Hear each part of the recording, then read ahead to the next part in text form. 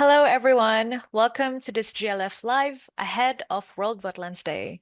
I'm Camille Rivera, a co-founder and director of Oceanus Conservation, a nonprofit organization focused on restoring and protecting coastal resources in the Philippines.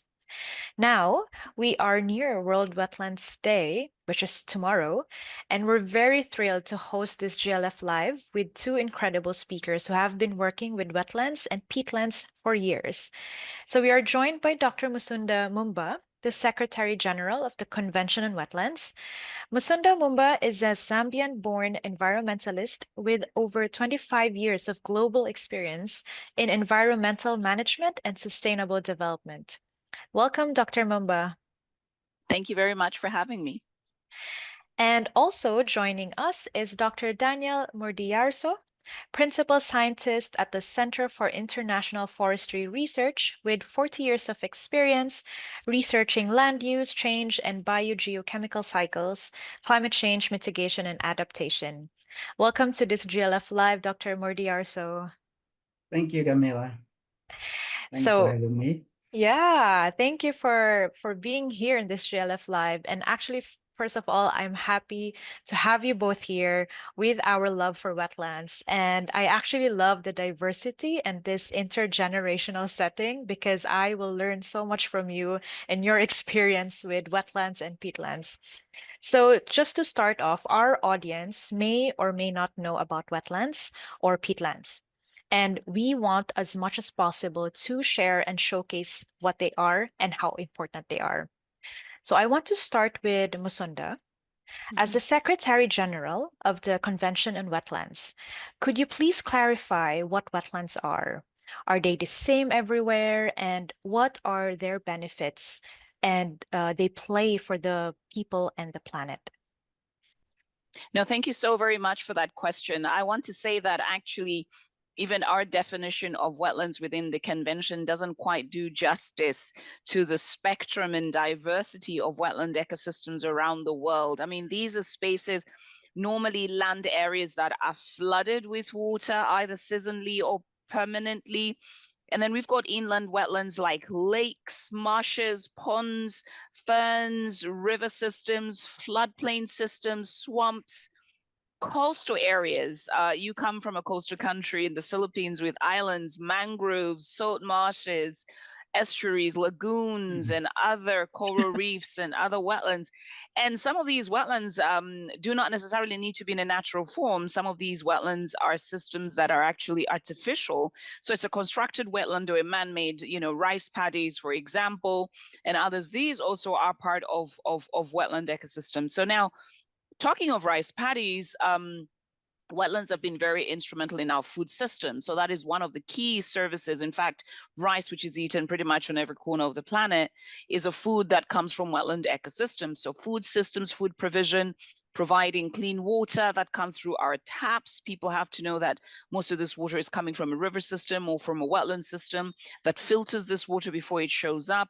And similarly, our climate, the regulation of our climate is also really happening around the hydrological cycle, of which wetlands are a part of. So these ecosystems and these wetland systems play a very vital role. And lastly, but not the least, also for aesthetics. These are the places where we go for healing. We just want to stand there and watch the birds and feel good and be inspired. We've seen a lot of artworks of inspiration and all of that from wetland systems. So this is why these wetland ecosystems matter for everyone on the planet. That's actually a very important note that they actually have so many ecosystem services. And one thing that I remember being with communities is that for them, it's automatically food provision, really. All the mangroves, the people that I talk to, it's also about storm protection because we are always get hit by typhoon. But whenever I asked them about how important wetlands are, it wasn't about rice, like it wasn't about rice. Like it is kind of new also for me to know that these are wetlands. And I think it's something I'm sure a lot of our audience would know that now we know what our wetlands are, and it's very diverse, and the definition changes from one area to another. And also for aesthetic reasons. And I think there are people forget that it's also a healing component that these nature ecosystems bring to us. And I think that's the most important thing, especially how pandemic affected everyone mentally. So I think this is really important that, we go back to nature as, interconnected. And just to also reflect on the point that they are very important ecosystem service, food provision, food security. However, there are problems all around the world that cases that they are being degraded. And so my next question is for Daniel, that, you've worked both for peatlands and wetlands, and just a basic question. So from a person who does not know about these, what are the differences between peatlands and wetlands? Well, as Musonda mentioned, that the range of variety of ecosystem which is included in the wetland ecosystem is so huge. And I'm going to talk about only two ecosystems here, which I know better, which is peatland and mangrove. So peatland is a landscape which is dominated by um, submerged organic material. So with the word submerged, you can imagine it has to be wet all the time. Mhm. But the unique feature of this ecosystem is that there are a lot of organic material underneath. Most of them are not fully degraded or decomposed, so you can still see fibrous things underneath and so forth. And that's why peatland contain a lot of organic material in it. It's not decomposed fully. And mangrove is a coastal ecosystem. You can imagine if it is flooded, it is flooded by both seawater or saline water as well as fresh water. So the mixture of saline and fresh water is very important in order to have mangrove intact and protected. That's very interesting. I actually wanted to check where the peatlands are in the Philippines. It's not very common. I'm sure there are, but it's not a well uh, Oh, aware for yes, it everyone, is. actually. It is. It is because even IPCC, guided or instructed by the UNFCCC, had to develop the guideline how to make an assessment on the carbon of peatland and mangrove. Special guideline for that. It is very important as far as climate change is concerned. That's so interesting. I think to point out the climate change kind of how important it is in the regulating how mangroves and peatlands and all the wetlands are regulating for climate. But we all know that they are being degraded all around the world. I think for Daniel, I want to mention that 90% of the world's wetlands have been degraded in the last 3 centuries. I think we want to explore what are some of these major contributing factors and what can or is being done to address those threats? Yeah, it is mainly economic development. It's driven by the market. That's why peatland, especially peatland, are under threat in terms of conversion into agricultural land, aquaculture for Mhm. mangrove, and also infrastructure. So those three activities related to economic development are very important for country Mhm. housing peatland and mangrove. So in order to address, the importance of this wetland ecosystem, we have to be mindful about, development agenda, both at national, subnational, even local level. So Mhm. addressing the threat of this important ecosystem, not only for carbon or climate change, but also other services that they can provide, should be related to economic development, political economy of the countries, the local community, etc.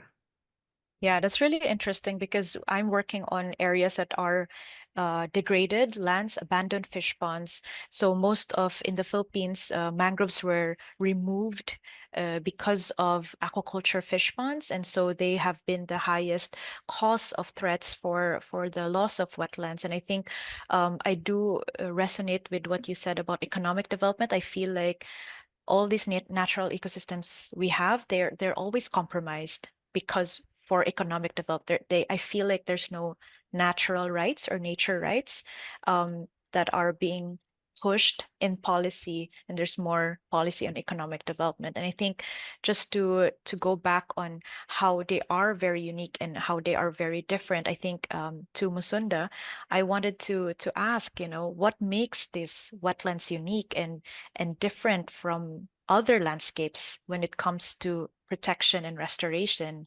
And what, in your experience, what are the key challenges and the main benefits of restoring these ecosystems? No, really, that's an important question. I want to build a little bit on what Daniel said, and I'll give an example of mangrove ecosystems because this is the space of interface. This is the space where land meets the sea. Mm-hmm. And it's a beautiful transition. And as Daniel said, in terms of, the saline water, the brackish water, the fresh water infusion, this dynamism in this ecosystem is what makes mangrove ecosystems so important, so vital, because a lot of life begins Yeah. here. The fingerlings of fish, the actual turtles when they're born, safe spaces. And you talked about a little bit, Camille, on this issue of wood, Mm-hmm. extracting some wood from there to, to smoke fish, for example, which we've seen in places like Gabon, in Mm-hmm. Cameroon, or even in other parts of West Africa. So these food systems are also very critical and very intricately linked to these vital. And this is what makes it extremely unique. On a climatic level, mangrove ecosystems also store carbon. Yeah. So we know that when they're destroyed, they also release a lot of greenhouse gases, and then that capability of sequestering or storing carbon is lost, and that is also hugely problematic for the planetary dynamics. So that is one of the challenges. Now, more recently, I mean, not even more recently, but we've been seeing how in many spaces we're seeing this plastic pollution Mm-hmm. manifesting. It gets carried all the way from the hinterland in river systems, in wetland ecosystems. So these are some of the challenges. And these plastics, not only are they affecting us, they're also affecting the species that we share this planet with, and which is why the theme of World Wetlands Day tomorrow is going to be wetlands and human well-being, because what we do in the ecosystem is very much related to our health, to Yeah. our well-being. So these are some of the really complex challenges. And there was a recent study, I think a few weeks ago, there's even a report that showed that even our bottled water has got micro and nanoplastics. So Mm-hmm. it's beginning to show that this very, perverse and very dangerous material is showing up in our water and life systems and our wetland systems. And this is hugely challenging as well. I think it's really interesting that it's all really connected. Like you mentioned about the whole charcoal, and people use this because there are so many communities who do not have access to energy. And again, energy is a totally different topic, but it's a lot of connecting areas in nature, and as well as you mentioned the challenge on the plastic, and it's very apparent here in the Philippines as well. And I think wetlands and or specific mangroves, they're very unique ecosystems, as you mentioned, that they are both in between the land and the sea, and they have to adapt the pressure of the economic development, the coastal development, and the pressure of natural forces in the sea.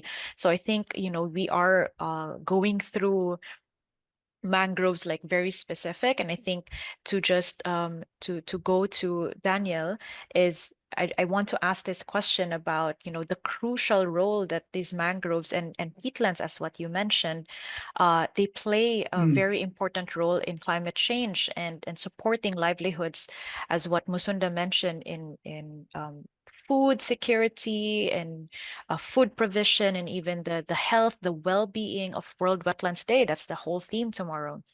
And so conservation of this ecosystem is severely underdeveloped and underfunded. So for example, only 7% of the world's mangroves are protected, and only 1% of climate finance reaches mangrove ecosystems. So maybe could you tell us what COP28 actually achieved for wetlands and other blue carbon ecosystems in general? Yeah, before I go to COP, just want to add the dual role of mangrove or coastal wetland Mm-hmm. in terms of adaptation. So people often only talk about the mitigation role of mangrove in storing or sequestering carbon, but we often forget the adaptive capacity of this very special ecosystem when we are talking about climate change. It's not only increasing temperature, but also increasing sea level. So if you have mangrove intact in very low-lying coastal zones, definitely, mangrove can help build the land, sequestering or trapping silt and sediment. And the rate of sedimentation can be much higher than the rate of sea level rise. So let's not to forget this role of adaptive capacity of this special, ecosystem called mangrove. And it has to be factored in when you are talking about funding, when you are talking about restoring, when you are talking about market. So it is rightly mentioned and discussed in the recent COP in Dubai. If you invest something, it was a pledge about 4 billion US dollar. This is through the so-called initiative called Mangrove Breakthrough. 4 billion. If you invested that much, you can have 7 to 8 times gain in terms of economy because of one thing I mentioned is because of the protective capacity, adaptive capacity for the hinterland, and those kind of thing has not been monetized. Yeah. So adaptive capacity is as important as mitigation capacity. So we have to look at it in a balanced manner. So with that 4 billion, I don't think people should be afraid of investing that. And this is very important to attract private sector, because the minimum investment in this particular ecosystem, especially when you are talking about conservation, they are mainly public money, and it's very minuscule, very small. So if private sector can see the potential of replicating the benefits financially, they should be attracted to invest in the coastal ecosystem. So 4 billion would be very easy on paper to attract them, but one have to demonstrate that, especially when you do not have a proper governance system, if you do not have people involved in there and get themselves ready to participate. And that's a lot of things to do prior to the real project or activities with local government, local community. So I would encourage that this number of 4 billion thing is to trigger a bigger thing and expecting bigger benefits out of it. Thank you. Yeah. Thank you, Daniel. I think the really good part of that as well was, it really showcased the importance of this blue carbon ecosystem during that COP28 because of the mangrove breakthrough. And then there's even the coral reef breakthrough. So all the wetlands have been in a big eye for a lot of organizations, but as well as for what you mentioned about the private financing. And I think, again, for me, being on the ground, this 4 billion is huge, and it's always a question for me. It's like, where is this money going? Is it going down to the communities? Is it going to local NGOs? Is it going to big NGOs? So it's always a question that whenever I attend to COP, like, where does this go? We have 15 million hectares of mangroves to protect and to restore. Yeah. And 49 countries have pledged to support this initiative, and 50 plus non-state actors. So I think the critical mass is there, Yeah, I think we just have to make sure that everyone has a more transparent and more transparent way to actually showcase where this financing really goes to, and also not just the ecosystem is being benefited, but also the communities who are really benefiting from those mangroves, especially on their role in ecosystem services of storm protection, as what you said, the accretion of soil.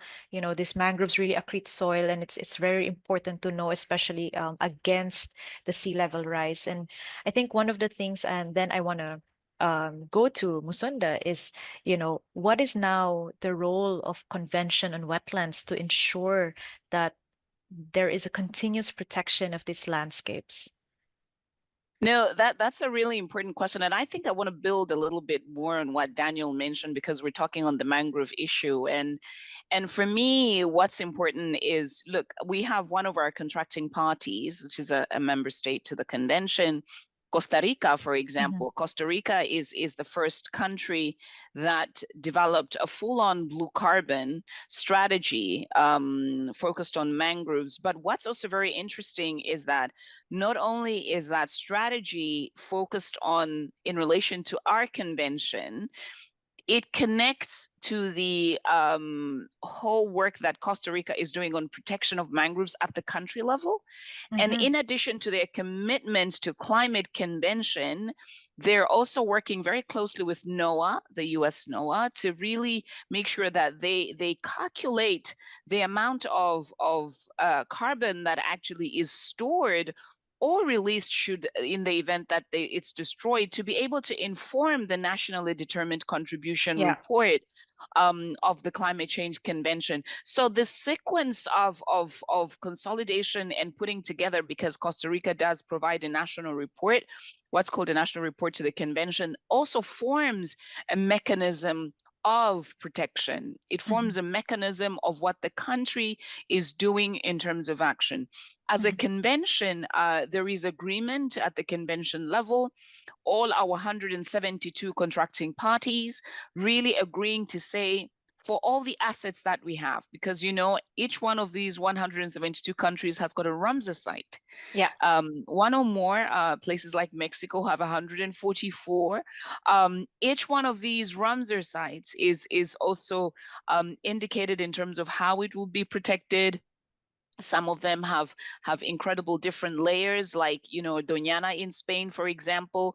Not only is it a Ramsar site, it is also a World Heritage Site under UNESCO. So and it's also a national park. It's a protected area under the Spanish government. So these elements and layers of protection also add to the value of how these wetlands are managed. But I also want to say we're the only convention, the oldest multilateral environmental agreement, well, over 50 years.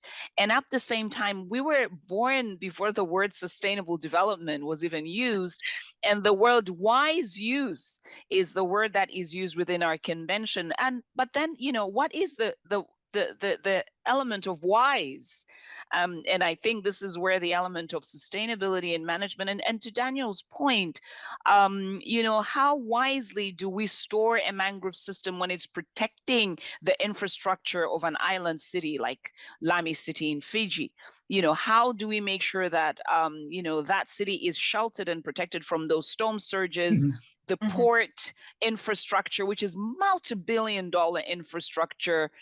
And if that area is a protected area under the Convention on Wetlands, but still being used because there's, wise use, how much are you keeping for nature and how much are you keeping for the grain, infrastructure and others? So these are conversations that happen within our convention to make sure that these spaces are protected. But we're not in the business of do not go there and use or do not touch, because every part of the world is pretty much, touched and affected directly or indirectly.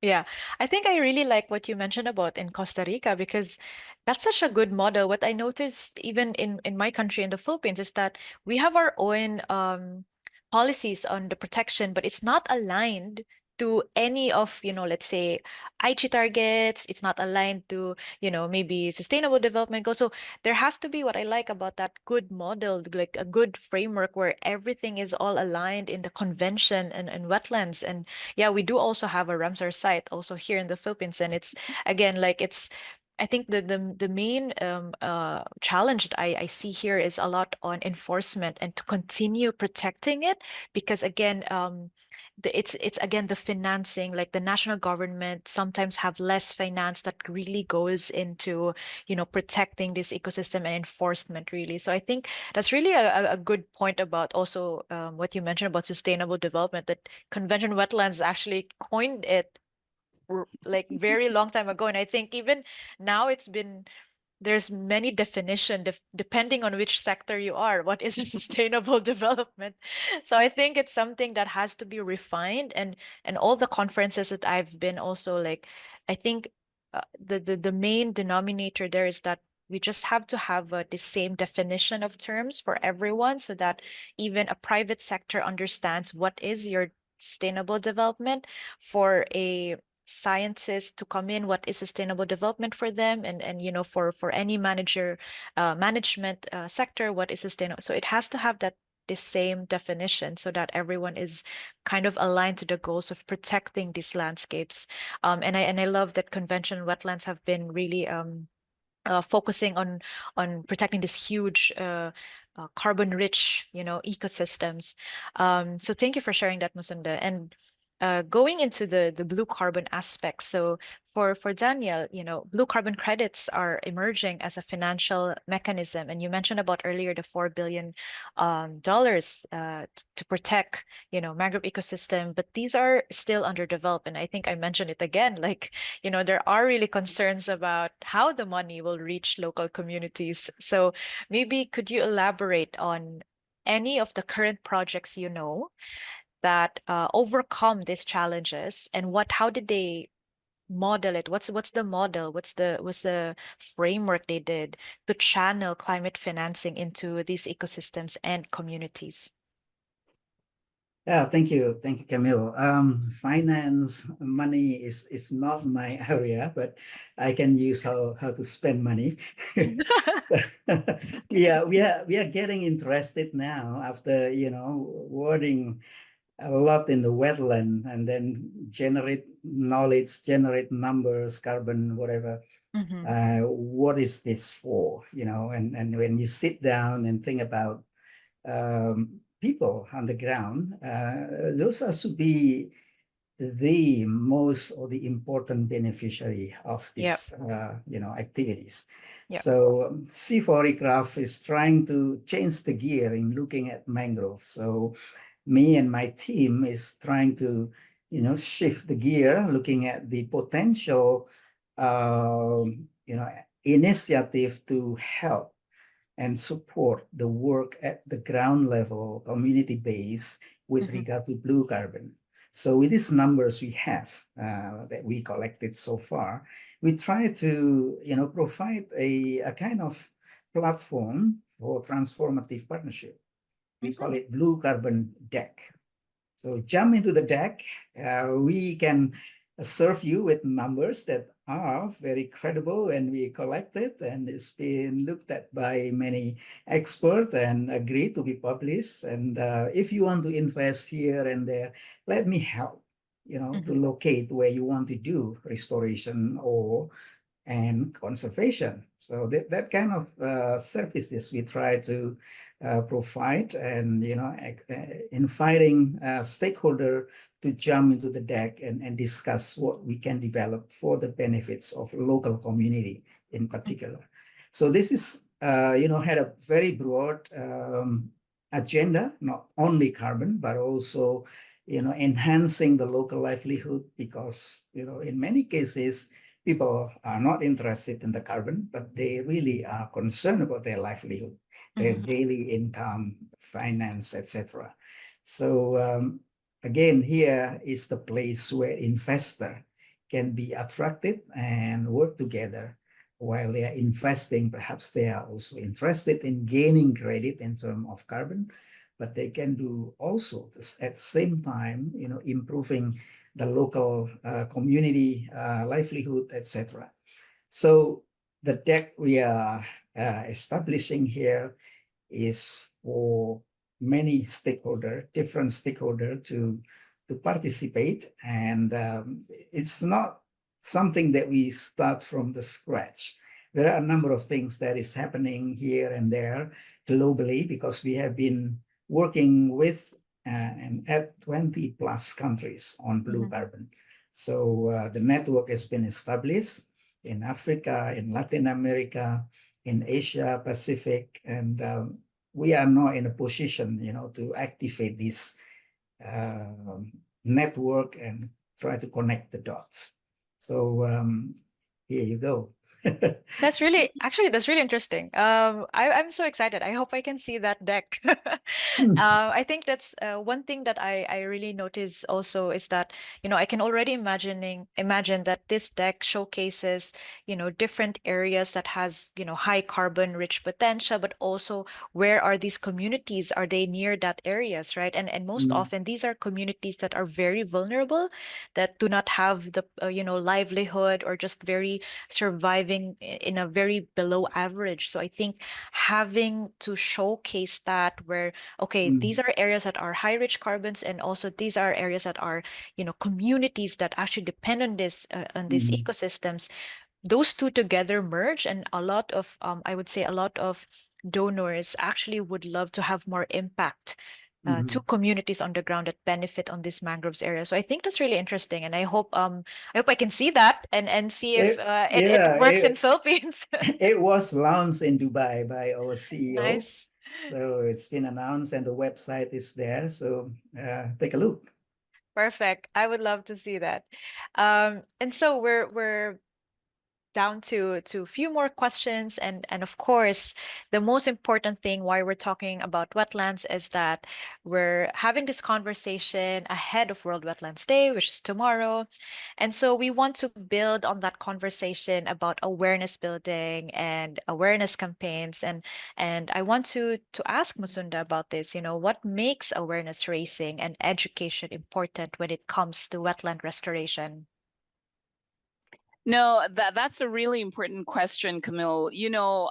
First of all, let me say that, communication and awareness is a two-way process. And so for us as a convention, World Wetlands Day provides a moment for everybody, anyone in the world, to tell us their story of their pond, their marsh, their wetland in their city, in their village, in their town, in the remote places that they visited, and to really share what is going on, which is why every year we do have a campaign and a theme. And so this year's theme is wetlands and human well-being.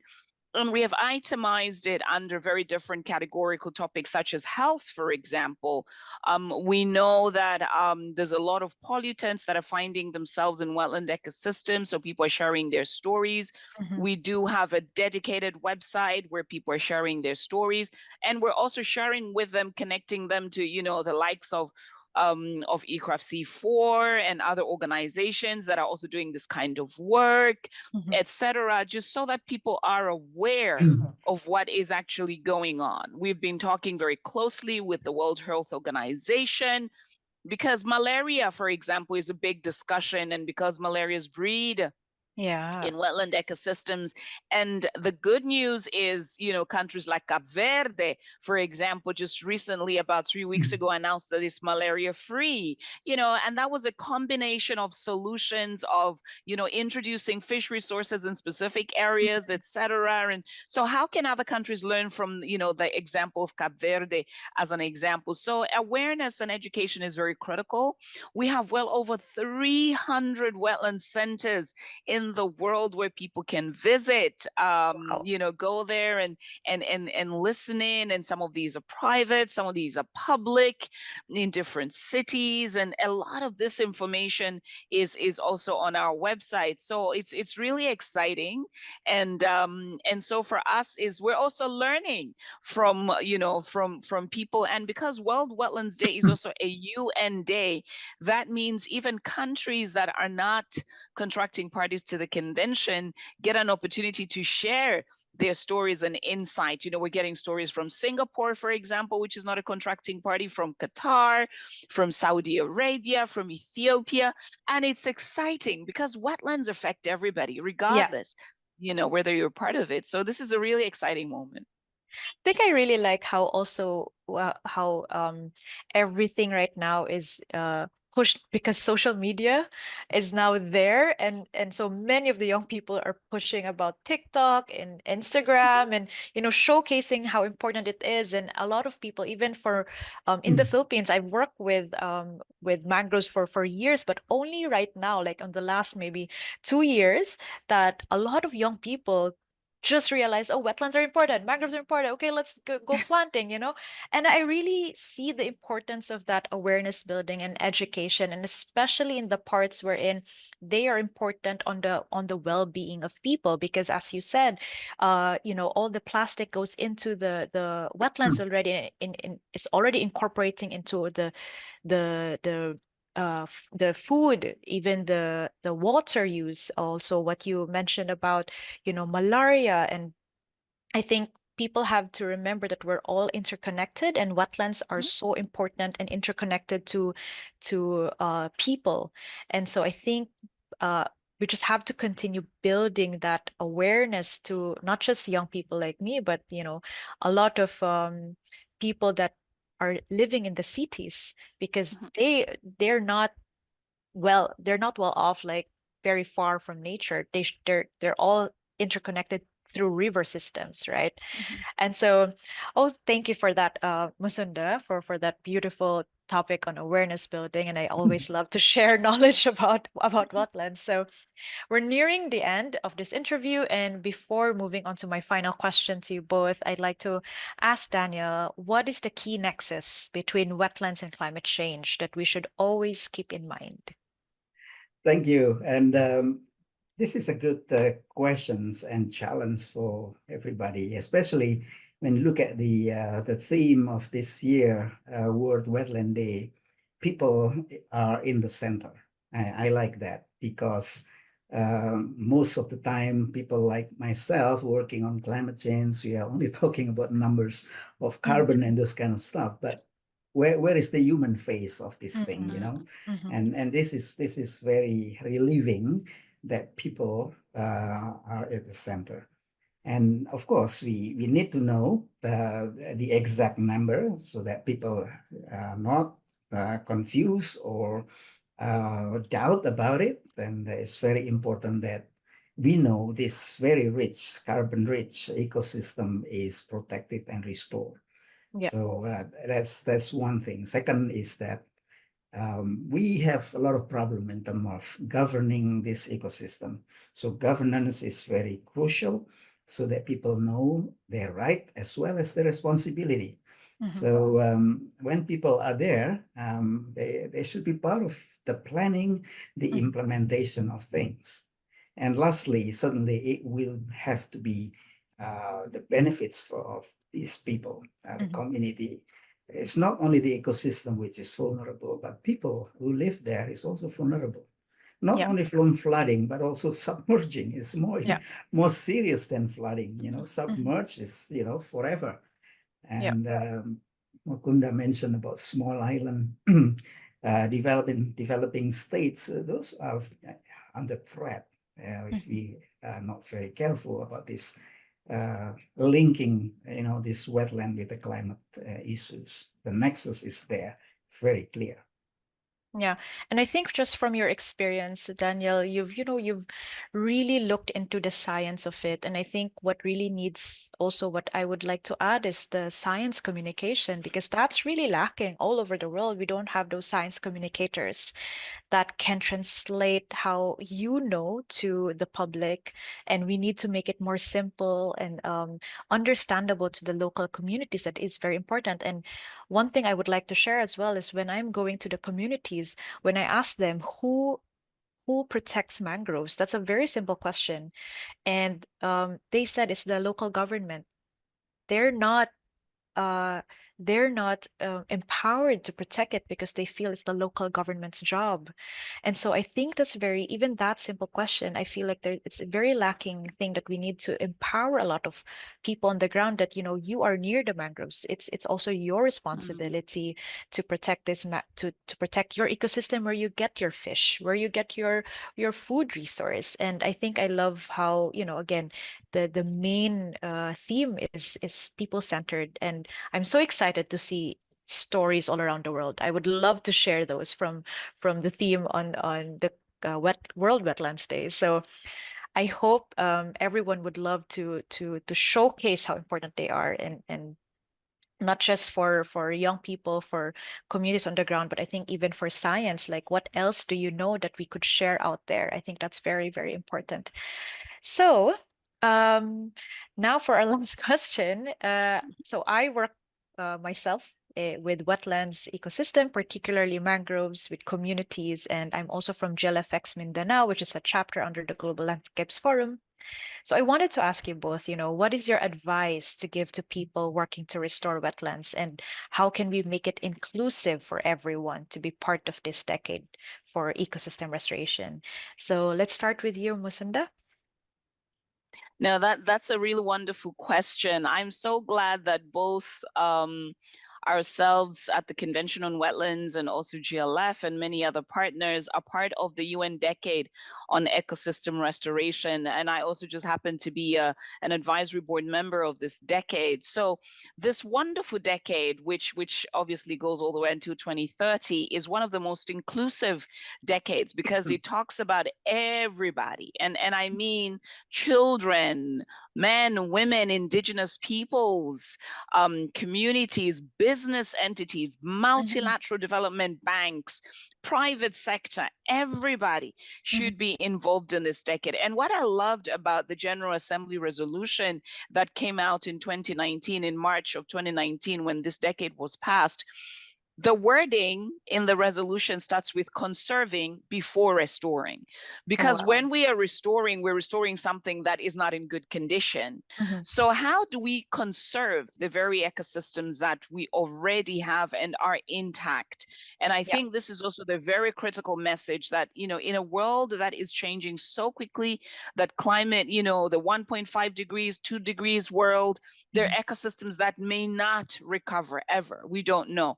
So it's important that we conserve what we have, and in places where degradation has happened, we restore to a level that is able to provide all these services. So I'm glad that it's very inclusive and many countries are a part of this. That's what I'm really excited about. Thank you so much for that, Musonda. And to you, Daniel? Yes, I like that, just to build on what Musonda mentioned about the tagline of the UN Decade of Ecosystem Restoration.